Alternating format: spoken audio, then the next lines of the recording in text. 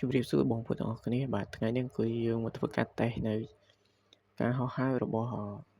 DJI Mini Series បងប្អូនទាំងអស់គ្នាជាមួយនឹងឈុត Telegram បាទអញ្ចឹងគឺធ្វើការហោះចេញឡើងហើយគឺជាមួយនឹងការហោះហើរឡើងទៅកម្ពស់100 ម៉ែត្រជាងតែក្បែរ200 ម៉ែត្របងប្អូនទាំងអស់គ្នាបាទដោយសារតំបន់នេះខ្យល់ខ្លាំងទៅពេលអញ្ចឹងទៅខ្ញុំហោះត្រឹមតែ100 ម៉ែត្រទេ170 ម៉ែត្រទេអញ្ចឹងខ្ញុំធ្វើការហោះ170 ម៉ែត្រហ្នឹង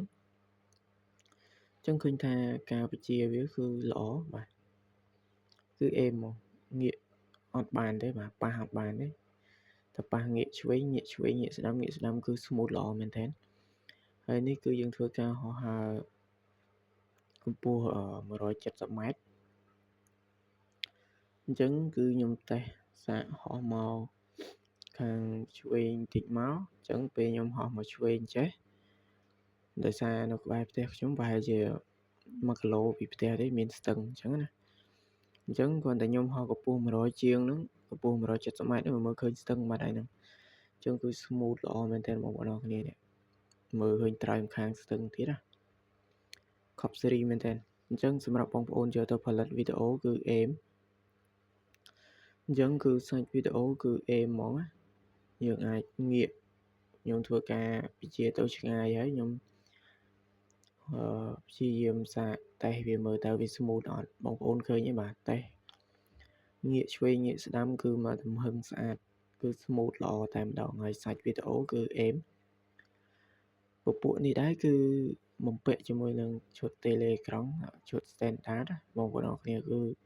ប៉ុណ្ណឹងបងប្អូនអាចយកទៅថតជា content បងប្អូនបានហើយអញ្ចឹងណាអញ្ចឹងនេះយើងងាកមកស្ដាំដៃវិញហ្នឹងទៅឆ្វេងឥឡូវមកស្ដាំហើយមុខងារ return home ដោយសារខ្ញុំមានដើមឈើរាងខ្ពស់គួរសមដែរកម្ពស់ប្រហែលជាខ្ទង់ជាង10ម៉ែត្រ20ម៉ែត្រដែរប៉ុន្តែកម្ពស់ return home គឺខ្ញុំដាក់រហូតដល់115ម៉ែត្រ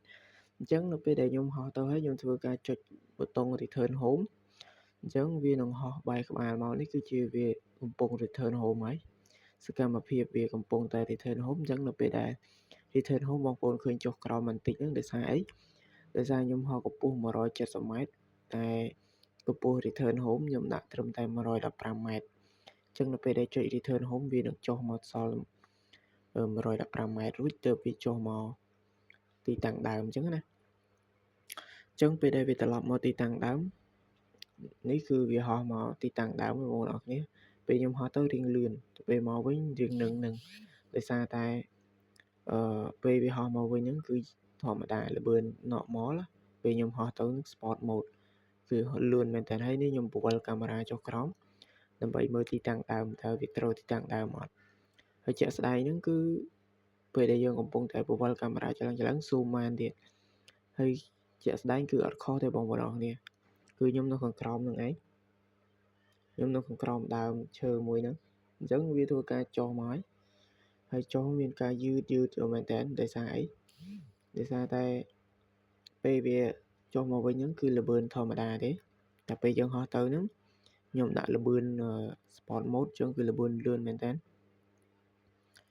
ល្បឿនវាមើលដ្រូនខាងក្រៅគឺហោះលឿនមែនតើតែសាច់វីដេអូវាគឺសាច់វីដេអូរបស់វាហ្នឹងគឺបានស្មើល្អមែនតើបងប្អូនអរគ្នាមើលភ្នែកថាមិនក៏យឺតម៉េចតែមើលខាងក្រៅមិនអញ្ចឹងទេណាយើងមើលនឹង Telegram